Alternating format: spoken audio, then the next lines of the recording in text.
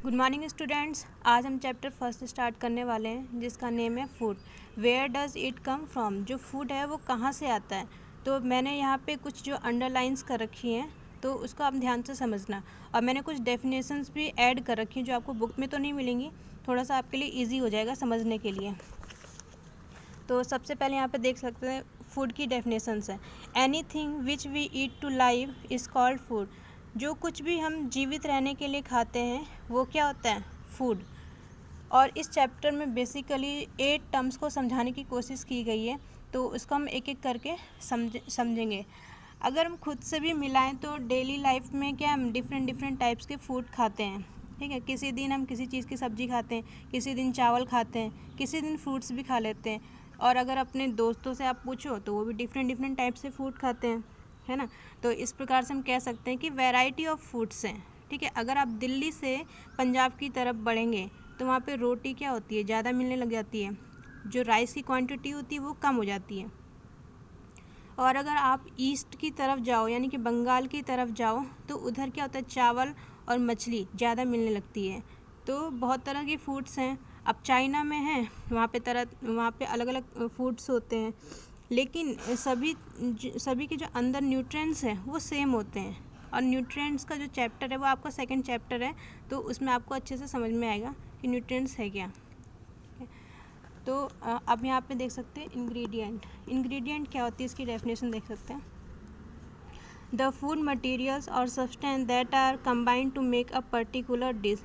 मतलब किसी particular dish को बनाने के लिए कुछ फूड मटेरियल्स की ज़रूरत पड़ती है। अब जैसे आपको चावल ही बनाना है तो आप क्या लोगे, रॉ चावल लोगे और वाटर लोगे, है ना। उसको बॉईल करोगे तब आपका क्या है, चावल बन के तैयार होगा, ठीक है। तो अब यहाँ पे आप टेबल 1.2 आप यहाँ पे जो नोटबुक है वहाँ पे बनाएंगे। मैंने साफ साफ लिखा है कि अगर आपको टेबल 1 बनाना है तो इसकी हेडिंग डाल के आपको ये फिल करना है। ये स्टूडेंट्स का मतलब ये है कि ये आपको ही यहाँ पे फिल करना है, ये वाली टेबल, ठीक है। तो इस यहाँ पे आपको उस टेबल को फिल करना है।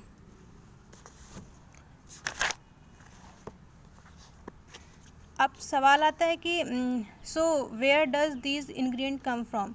मतलब जो इंग्रेडिएंट है अब ये कहाँ से आते हैं, ठीक है।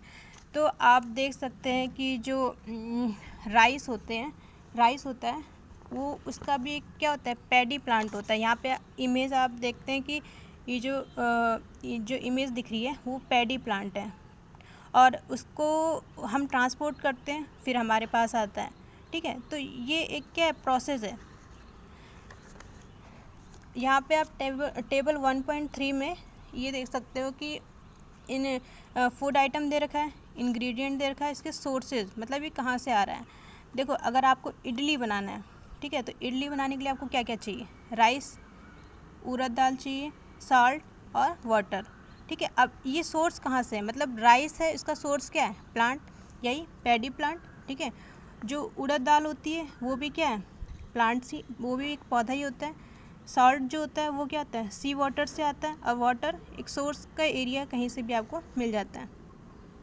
इसी तरह से आपको अगर चिकन करी बनानी है तो उसके भी ये इंग्रेडिएंट हैं और वो कहाँ कहाँ से मिलते हैं, ठीक है। ये सारी चीज़ें आपको यहाँ पे शो कर रखा है। खीर बनानी है तो उसके लिए मिल्क, राइस, शुगर, वाटर ये सब चाहिए होता है। तो उसको आप देख सकते हैं, मिल्क है तो ये एनिमल से ही मिलेगा, राइस है तो प्लांट से मिलेगा, शुगर है तो वो भी आपका प्लांट से मिलेगा, है ना। तो यहाँ पे आप देख सकते हैं। तो यहाँ पे आपने देखा है कि कुछ चीज़ें जो क्या है, कॉमन है। वो कॉमन क्या है, मतलब कि जो प्लांट्स और एनिमल्स हैं वो हमारे मेन सोर्स ऑफ फूड हैं, ठीक है। ये आपने देखा होगा भाई, हमें जो हमारे सोर्स हैं फूड के वो क्या है, प्लांट और एनिमल, दो ही चीज़ है। अगर ये दो चीज़ नहीं होगी तो हमारे लिए क्या होगा, बहुत प्रॉब्लम हो जाएगा किसी भी चीज़ को बनाने के लिए। तो प्लांट और एनिमल क्या है, वो हमारे मेन सोर्स ऑफ फूड है। अब यहाँ पे आप देख सकते हैं, plant are sources of food ingredient like grains, cereals, vegetables and fruits. तो जो इंग्रेडिएंट के फूड सोर्स हैं वो क्या क्या हैं, जो प्लांट के हैं, वो ग्रेन्स हैं, सीरियल्स हैं, वेजिटेबल्स हैं एंड फ्रूट्स हैं। ग्रेन्स क्या होता है, ग्रेन्स फसल को कहते हैं। सीरियल्स अनाज के पौधे के रूप में, जैसे कि पैडी प्लांट, है ना, वीट, ये सब क्या है, सीरियल्स हैं। वेजिटेबल जानते हैं, फ्रूट जानते हैं। Animals provide us with milk, meat products and egg.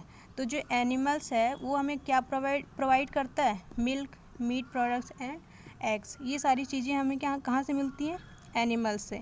अब cows, goats, buffaloes are so some common animals, ये सारे कॉमन एनिमल्स हैं जिससे हमें क्या मिलता है, मिल्क मिलता है। Milk and milk product like butter, cream, cheese and curd are used over on the world.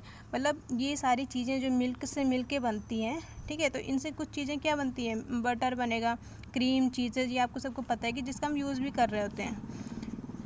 अब यहाँ पे आप एक बहुत ही इम्पॉर्टेंट चीज़ है जो आपको डायग्राम में भी बनाना है, तो आप, ठीक है, तो यहाँ पे आप टेबल 1.2 हो गया, इसको आपको फिल करना है। टेबल 1.3, ये जो आपकी हेडिंग है ये आपको फिल करना है, ये आप ये देख लेना, ये आपको क्या है यहाँ पे फिल करना है, ठीक है।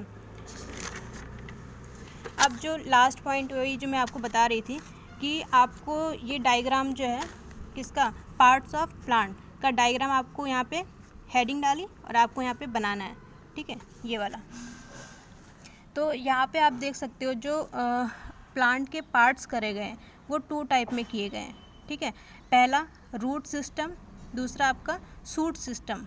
मतलब जो नीचे का पार्ट होता है उसको रूट बोलते हैं, रूट सिस्टम, और जो ऊपर का पार्ट होता है जो सनलाइट की तरफ होता है वो शूट, आपका शूट सिस्टम, और जो नीचे की तरफ जा रहा है मिट्टी में वो क्या है, रूट सिस्टम, ठीक है। तो यहाँ पे जो अब रूट सिस्टम को भी इसने 2 लेवल में, 2 पार्ट में इसको डिवाइड कर रखा है। एक है आपका प्राइमरी रूट और एक होता है सेकेंडरी। मतलब जो थोड़ा सा जो सबसे नीचे की जो रूट होती है उसको सेकेंडरी, और जो ऊपर की रूट होती है उसको प्राइमरी बोलते हैं। अब देखो ये जो प्लांट्स है इसके भी बहुत सारे पार्ट हैं, है ना, तो इसको हम समझ लेते हैं थोड़ा और अच्छे से। जो सबसे ऊपर दिख रहा है आपको, ये फ्लावर है, ये फ्रूट्स है, ये स्टेम है, ये लीव्स है, इतना तो आपको पता ही है, ठीक है। अब देखो नोड क्या होता है, नोड को हम देखते हैं कि क्या है।